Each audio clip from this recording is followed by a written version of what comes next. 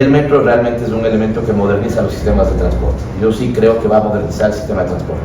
Ahora, ¿es la pomada para curar todos los males de la movilidad de la ciudad? En lo absoluto. Pero debe ser el pretexto para inaugurar ya de una vez y dedicarle los 4 años, porque no va a ser una tarea, a que tengamos un verdadero sistema integrado de movilidad moderno, eficiente y seguro, ¿sí? Y el metro sí creo que es el pretexto. Primero, porque el metro debe permitir inaugurar un sistema de recaudo unificado, informático, y esta nos va a dar una información, pero brutalmente rica, para decir dónde son las rutas de frecuencias que hay que cambiar. Segundo, deberíamos apuntar al modelo de gestión con un fondo unificado, porque hay que pagar y compensar al transporte por kilómetro recorrido y no por pasajero. Si compensamos por pasajeros, se da la famosa guerra del centavo. Si yo me pego unas carreras los buses para llegar al pasajero siguiente, y no van a zonas que no son rentables por pasajeros a determinadas horas. Si en cambio el municipio compensa por kilómetro, le puede decir llegue a Músculos y Rieles a las 8 de la noche.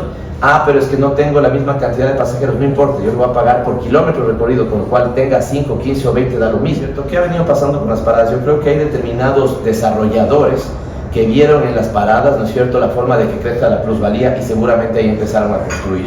Que hay desarrolladores en la ciudad que ellos dijeron, yo voy a desarrollar la ciudad aquí y voy a construir esto aquí.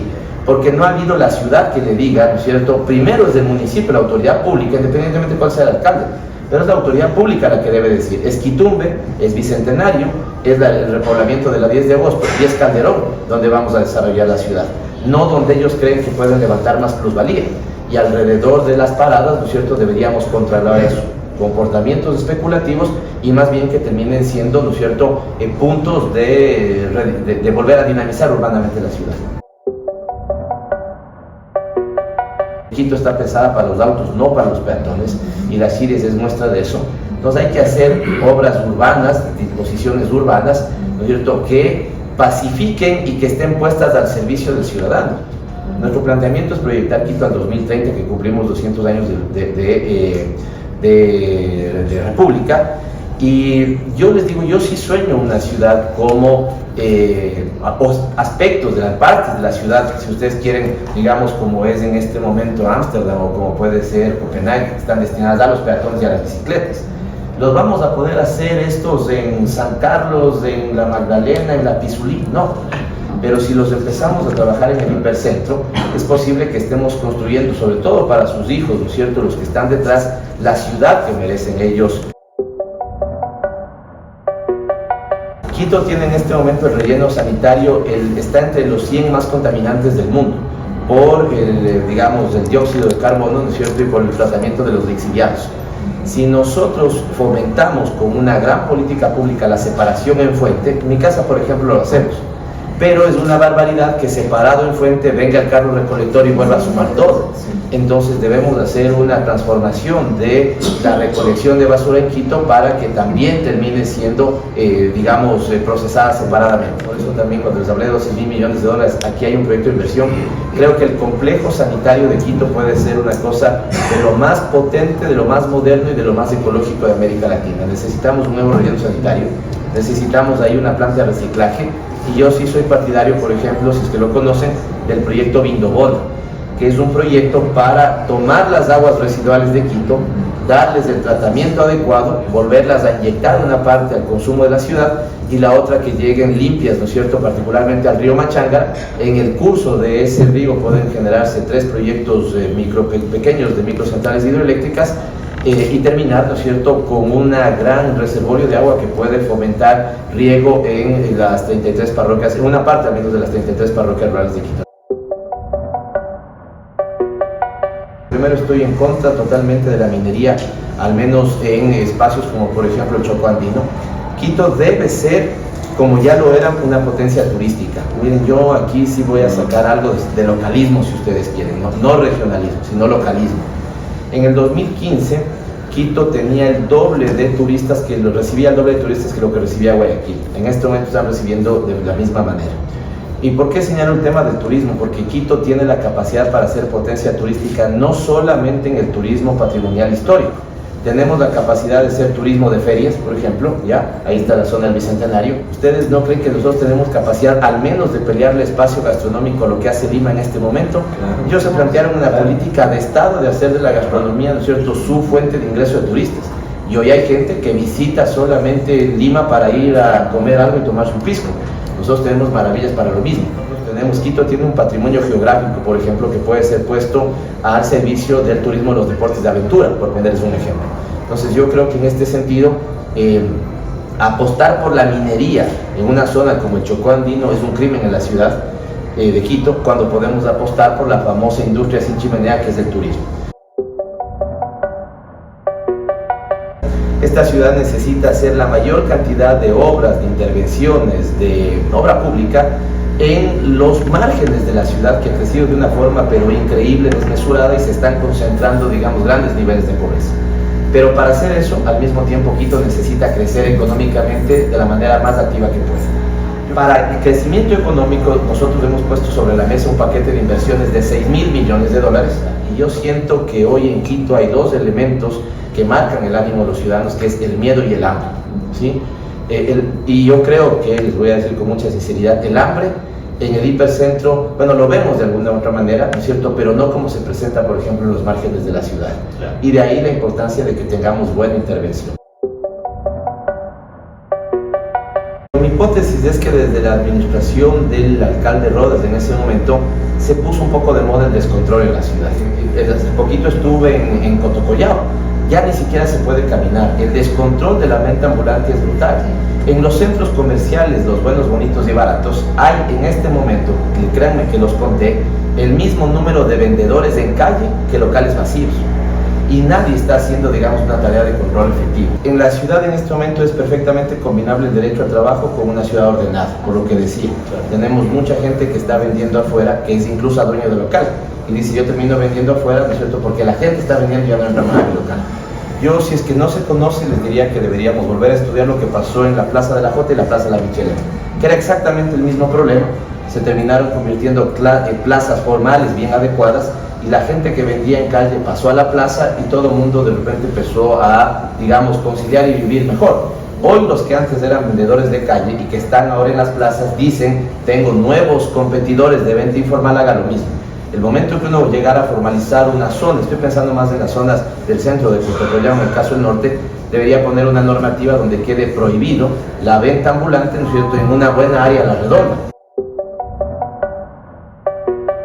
El tema de que algunos bares, por ejemplo, estén migrando a algunas zonas, como en este, incluso es en la Huanhuiltauga, ¿no es cierto?, es en La Paz, es en la Floresta, es también por el destrozo absoluto de la zona rosa que tenía la ciudad. Yo creo que la ciudad tenía una zona rosa y hay que recuperarla, porque la posibilidad también puede ser que los bares vuelvan a su punto de origen, digamos que es toda la zona de la Mariscal, que terminó siendo destrozada. Hoy la zona de la Mariscal, desde mi punto de vista, no conozco a profundidad en detalle, pero está tomada por mafias, claramente. Es decir, uno no puede entender cómo en el Amazonas hay literalmente, ¿no es cierto?, peluquería tras peluquería abiertas desde las 7 de la mañana. Algo está pasando ahí, ¿no es cierto? Vaya usted a ver qué es, pero algo está pasando. En la zona debe estar seguramente instalada una dinámica de microtráfico, lo que fuera. Si es una ciudad metropolitana, va a necesitar en algún momento una zona rosa que incluso creo que deba funcionar las 24 horas del día. Ahora, ¿es La Paz? No es La Paz. Pero es, ¿no es cierto?, la recuperación de una Mariscal que ya no es residencial, sino que se volcó como un clúster, digamos, que dice Emilio, de diversión o entretenimiento. Creo que habría que volver la mirada hacia allá, porque ahí capaz que no necesitamos pelearnos con la cervecería, porque es posible que la cervecería tenga los estímulos para regresar a la zona rosa y no quedarse en la zona residencial. No es fácil, digamos, porque hay dos lógicas. La de La Paz tiene dos lógicas encontradas. Cuando ustedes conversan con los emprendedores de La Paz y se dan cuenta ahí al final del drama y lo que puede significar para una cervecería, por ejemplo, cerrar esto, solamente la Qatari está dando en este momento en ese sitio como 30 puestos de trabajo, ¿ya? Entonces uno piensa en el vecino y dice, quiere paz. Uno piensa en, digamos, en el emprendimiento y dice, aquí se están generando 30 puestos de trabajo en una ciudad que tiene el doble de la tasa de desempleo que a nivel nacional. Quito tiene 9% de desempleo en este momento, el promedio nacional está en 4.5%. No siento que las otras candidaturas hayan puesto un capítulo específico al tipo de gestión municipal.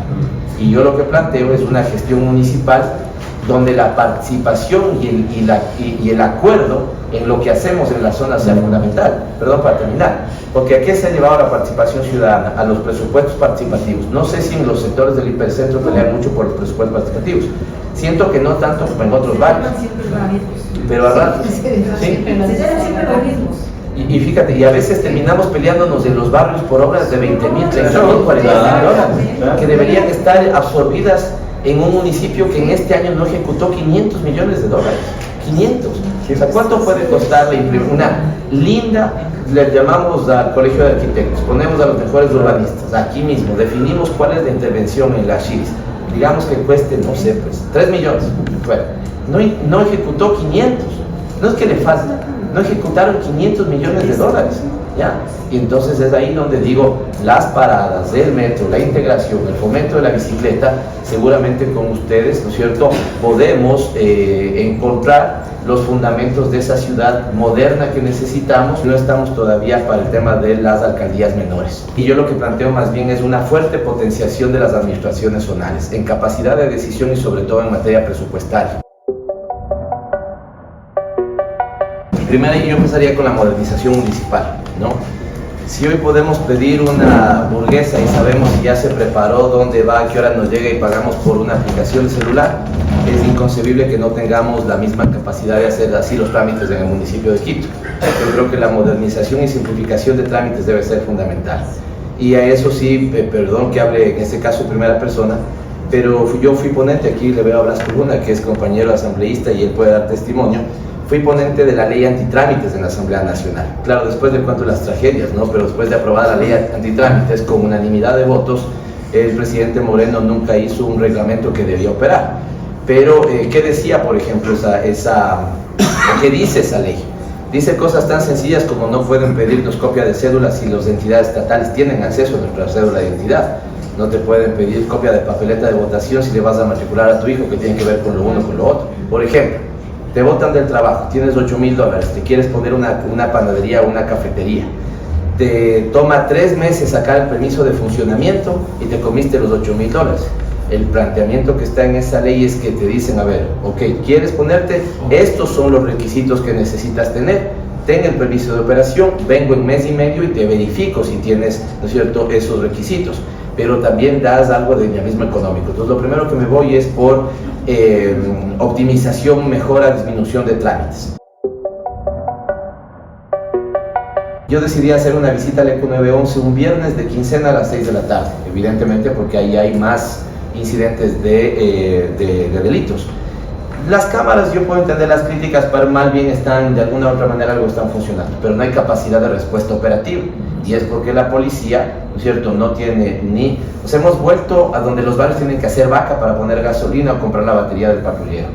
Y yo, perdón, ahí me meto en un terreno más político, pero mi enfoque es que no podemos tener una reserva monetaria de 9.000 millones de dólares cuando nuestra policía no tiene para la gasolina. Cuando sale la chica encargada de ambulancias y me dice, yo quiero ponerle esto a nivel de denuncia. El 50% de las ambulancias de Quito están los últimos 5 años en la mecánica y no han salido, ¿ya? Es decir, ahí lo que hay es una falta de inversión y por eso creo que necesitamos un alcalde que le diga al gobierno nacional, invierte en lo que tiene que invertir. Cuando fui a esta reunión que les decía en México, conocí una en Iztapalapa que tienen algunas cosas bonitas, entre ellos tienen una cosa que se llama senderos seguros. El principio de política pública es de ahí que si una mujer y su hija pueden caminar tranquilas por ese sendero, todos los podemos hacer. Al final esto es una disposición de luz, de iluminación distinta y mucho más potente que hace más segura la zona.